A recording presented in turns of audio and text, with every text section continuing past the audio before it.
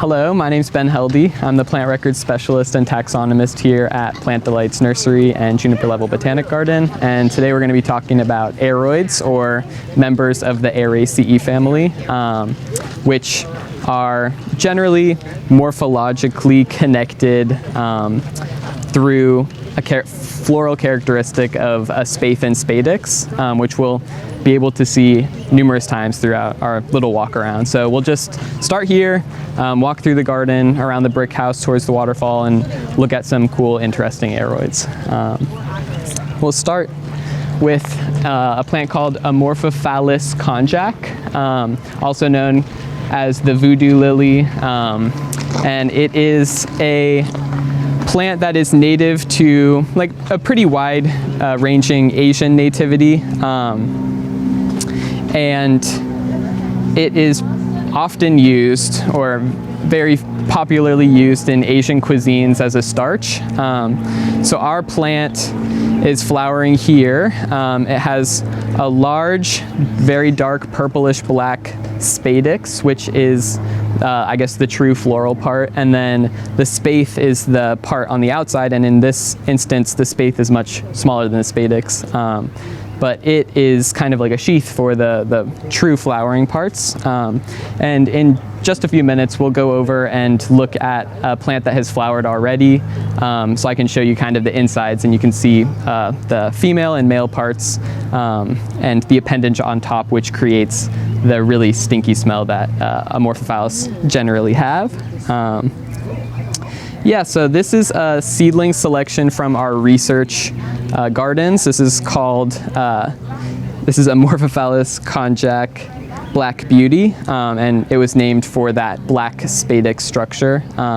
So they kind of come in all sorts of different forms and colors, some more speckly than others, with varying size and heights. And they always, well, not always, sometimes they only will produce a leaf, and they just produce one single leaf that comes right out of the ground and is very dissected foliage. And then it will often produce a flower before the leaf will come out after the flower is done. Yeah, and please feel free to ask any questions as we go along.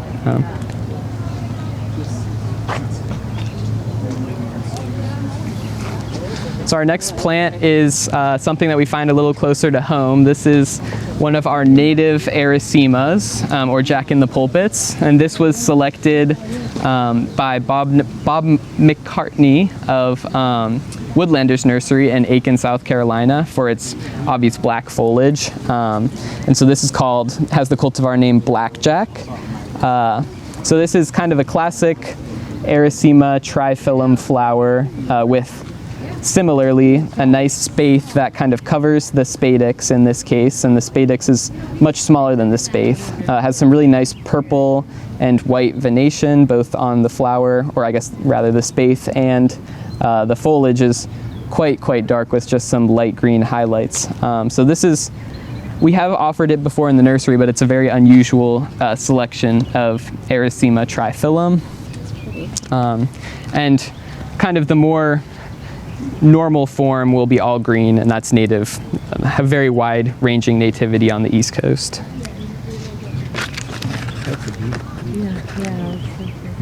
The lady was just asking if we're going to offer it again. Oh really? Yeah, I'm not sure if we'll offer it again now, but it has been offered in the past. This is Zantedeschia aethiopica, and it's native to South Africa, so a pretty amazing plant. It's often called the calla lily, and calla kind of refers to kalos, which is Greek for beautiful. So it has these really nice succulent white spathes, and then the yellow part in the center is the spadix. So this really shows how diverse the Araceae family is, and although the morphology has similarities, they kind of present themselves in all sorts of different ways, which is very cool. So yeah, this cultivar is Nature's Curiosity. And it's got some really nice kind of white speckled foliage, which is attractive after the flowers have senesced. So just another really great plant. It's kind of hardy to zone 8, so it's somewhat marginal, but we've had this plant in the ground, let's see, since 2008. So not really that marginal in our area. I would say it's very hardy, as we're in zone 8A. So. And then this is another really interesting native Araceae. So we have it labeled as pusillum, but some people have this species as a subspecies of triphyllum, which we just saw over there. But so yeah, the flowers sit below the foliage, and they also have this really deep purplish red spathe.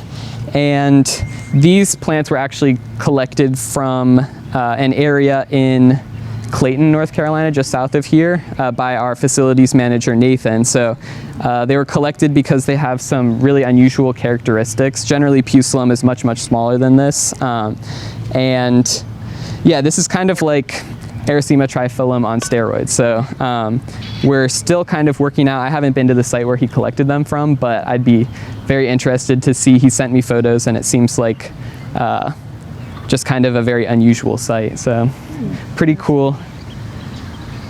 And then, yeah, like I mentioned before, I wanted to go over some of the pollination and production of seed on Amorphophallus konjac. So this is one of our konjacs that flowered earlier in the season. They have kind of a somewhat wide-ranging flowering time. So yeah, that one has just opened, and this one is long past. How long do they usually stay flowering? It depends on the weather. Yeah, so like a cool day, or a sequence of cool days, they'll last much longer than if we get like earlier in this month and the previous months, we got some really hot days here and there. So that really shortens the lifespan of the flower. But I guess to answer your question, I would say probably about a week, maybe a little less. It's very dependent. So yeah, this is a spent flower, and I just wanted to show that there are 3 distinct segments of the inflorescence. So this bottom part is where the seed will be produced, and that is the female flower part.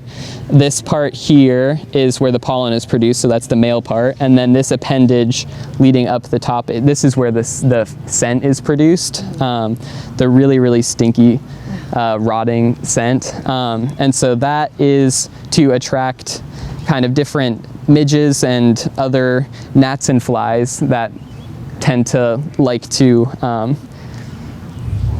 be around very stinky things, I guess. So that's kind of, it's very unique and unusual pollination tactic.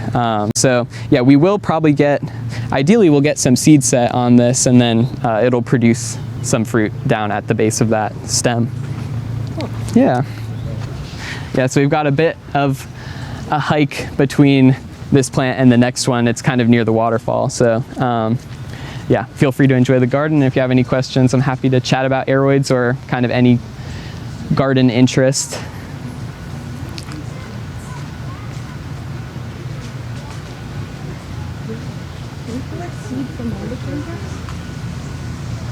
I believe so, yeah. I don't think we really like a lot of seed dropping in general in the garden, because we want to kind of maintain the integrity of the clones that we selected for. So if seed drops around that Black Beauty Amorphophallus, for example, those seeds might not come true, and therefore wouldn't really be Black Beauty.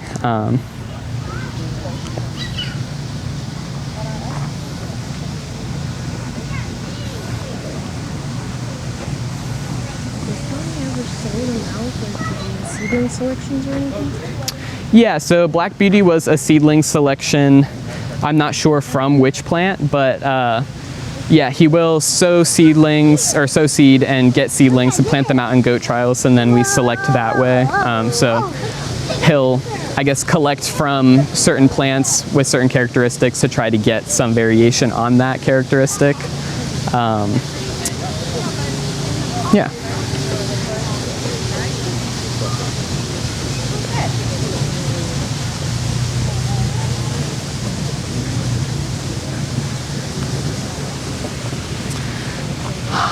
All right, here we are with Arisaema speciosum. This is another Asian native, or actually rather, yeah, Indian.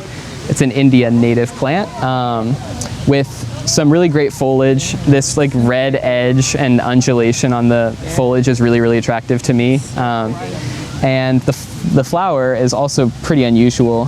The spadix is super elongated. It's a long string-like structure. And then the spathe is kind of similar to what we've seen with our natives, but a much very deep purple color. And yeah, I mean, if you were able to look in there, you would see a very similar kind of situation to the Amorphophallus that we saw before, with the female parts at the bottom and the male parts at the top of that spadix structure. I love the leaves. Yeah, they're amazing, aren't they? Yeah.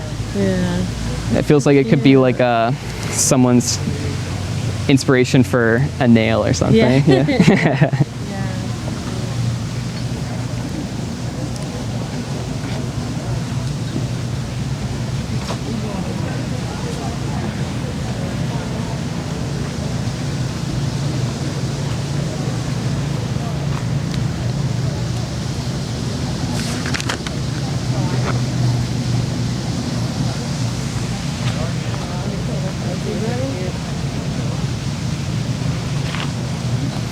And then this is the last plant I have today.